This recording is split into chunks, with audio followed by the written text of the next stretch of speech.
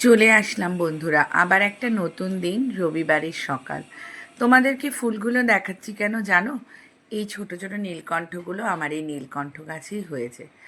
এখন আবার কয়েকটা দিন বন্ধও দিচ্ছে, মাঝে মাঝে হচ্ছে, মাঝে মাঝে হচ্ছে না। তারপরেই পুজোর একটু জোগাড় করে রেখে, যেটা আমার নিত্যকর্ম, রান্নাঘরে চলে এলাম। একটা, ওই যে বললাম, কোনো ফেলে দেওয়া জিনিসও ঠিকঠাক করে যদি কাজে লাগানো যায়, সেটা কিন্তু দেখবে খুব ভালো লাগে। আর এইভাবে এই পরোটাটা খেতে আমার ছেলে খুব ভালোবাসে। তার জন্যই আমি একটু বানিয়ে ফেলি। মাঝে মাঝে এক্সট্রা 2-4টে রুটি করে রাখি, তারপরে করতেও সুবিধে আর দিতেও সুবিধে। তবে আমার কাছে ছিল স্লাইস চিজ। আমি ওই পুরনো, মানে আগের দিনের রুটিটা ওই ডিমের গোলার ওপরে দিয়ে স্লাইস চিজগুলোকে 3টে টুকরো করে নিলাম। একটু ভালো করে কড়া করে ভেজে নিয়ে তারপর একটু সসের সাহায্যে দিয়ে দিলাম। নিজের একটু কাজে বেরিয়ে পড়েছিলাম, তাই ভাবলাম একটুখানি ভিডিও করি। কিন্তু বিশ্বাস করো, টোটোতে এত ঝাঁকুনি হয় না, গা হাত পা থেকে কোমর থেকে প্রচণ্ড ব্যথা হয়ে যায়। তার মধ্যে তো ক্যামেরা দুলছে, আমি একদিকে ধরে বসেছি। যাক, তবুও চেষ্টা করলাম তোমাদের সাথে একটু প্রকৃতিকে ভাগ করে নিতে। ভালোই লাগে জানো তো, খোলামেলা এরকমভাবে যেতে। তবে প্রচণ্ড রোদ ছিল, এত কষ্ট হচ্ছিল না। বাড়ি ফিরে এসে আবার যথারীতি ঢুকে যেতে হলো রান্নাঘরে। মশলাগুলো দেখে নিলাম কি কি আছে। একটা সুন্দর জিনিস তোমাদের সাথে শেয়ার করে নিই। আলু সিদ্ধ করে নিলাম, সঙ্গে একটু শুকনো লঙ্কা সম্বার দিয়ে বেশ কিছুটা পেঁয়াজ একটুখানি ফ্রাই করে নিয়েছি। ফ্রাই বলতে ব্রাউনিশ যতক্ষণ না হয়েছে ভালো করে ভেজে নিয়েছি। সঙ্গে 2টো ডিমও কিন্তু সিদ্ধ করে নিয়েছি। আমার বিভিন্ন রকম ভর্তা খেতে ভীষণ ভালো লাগে, সত্যি বলছি। তোমরা একদিন অল্প কোনো রান্না করে এই ভর্তাটা খেয়ে দেখো। ডিম আলু সেদ্ধ তো আমরা নর্মাল খাই, কিন্তু এইভাবে একটু মেখে নিও। কারণ পেঁয়াজটার মধ্যে আমি কিন্তু 5-6টা রসুনের টুকরোও দিয়ে দিয়েছিলাম, মানে রসুনের কোয়াগুলো দিয়ে দিয়েছিলাম। শুকনো লঙ্কা, পেঁয়াজ ভাজা আর রসুন ভাজা এই দিয়ে ডিম আলুর সাথে যখন মেখে নিয়েছি না, তারপর যখন ভাতে এক কড়স মুখে দিলাম, উফ, কি অসাধারণ! মাছ মাংস কিন্তু ফেল করে দেয় বলো। এগুলো পুরনো দিনের খাবার, কিন্তু কি সুস্বাদু। চলো, টাটা।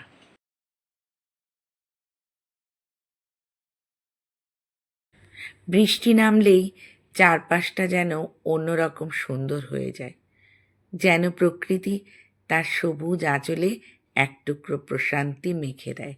সত্যি, সবুজের ফাঁক দিয়ে যখন টুপটুপ করে বৃষ্টির জলগুলো পড়ছে আর আকাশে নীল মেঘ, সে একটা অন্যরকম জগৎ। ভীষণ ভালো লাগছে। বৃষ্টিও মাঝে মাঝে অনেক দুঃখকে ধুয়ে নিয়ে যায়, তাই না বলো? দেখো বন্ধুরা, তোমাদের সাথে একটু শেয়ার করি। আজকে তো বৃহস্পতিবার, তাই জন্য একটু ঠাকুরের সব কিছু তো জানোই পাল্টানো থাকে, আরও অনেক কিছু। এই যে মাকে একটু সাজিয়েছি, তবে মায়ের এত, আমার মূর্তিটা তো খুব বড় নয়, তাই একটুখানি চেঞ্জ করতে পারছি না। মালাগুলোকে ভ্যারাইটিস একটু কিনে আনলে ভালো হয়, যেতেও পারছি না। মাকে প্রত্যেকটা পূর্ণিমাতে মাকেও আমি মালাগুলো বা যতটুকু পারি সব কিছু পাল্টে দিই নতুন করে। আবার এই যে ওপরেও একটু মা কালীর ছবি রয়েছে। আর মা ছেলে পুজো করে বজরংবলী। দেখো বজরংবলী, আমার এই যে বজরংবলী ধুতি পরানো, এটা আমার ছেলেই সব কিছু এটাও করে, খুব বিশ্বাস করে হনুমানজি। যাই হোক, সকলের মঙ্গল করুক, জয় হনুমান। আর আমার এই ছোটোর থেকে আমি দেখে এসেছি নারায়ণ, বাংলাদেশে। তোমরা হয়তো জানবে অনেকেই যে ওনার আদি আশ্রম হচ্ছে বাংলাদেশের নোয়াখালীতে চমনি বলে একটা জায়গা আছে সেখানে। আর কলকাতা অনেক জায়গায় আছে হয়তো, কলকাতাতে যাদবপুরে রয়েছে। আর এই যে আমি হচ্ছি ঠাকুর, মা স্বামীজি আমার, তারা আলো পড়ছে হয়তো মায়ের মুখটা। এই যে আমার গুরুদেব।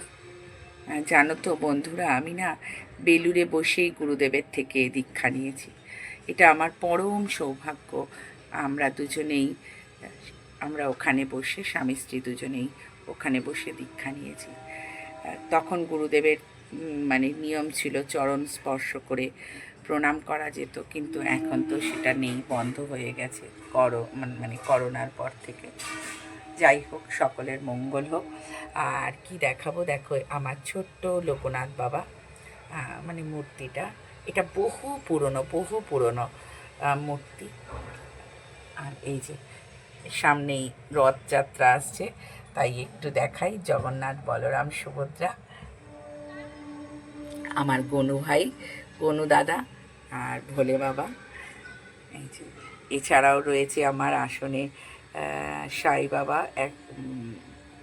এই যে এই সাই বাবারও গল্প হয়তো তোমাদেরকে অনেককেই বলেছি। এইটুকুই আজকে। এই যে ঘট বসিয়ে পুজো করেছি, এবার বাকিটা করি, চলো। নিজের জন্য আর একটুকু সময় থাকে না, জানো তো। আজকে সামান্য খাবার, রুটি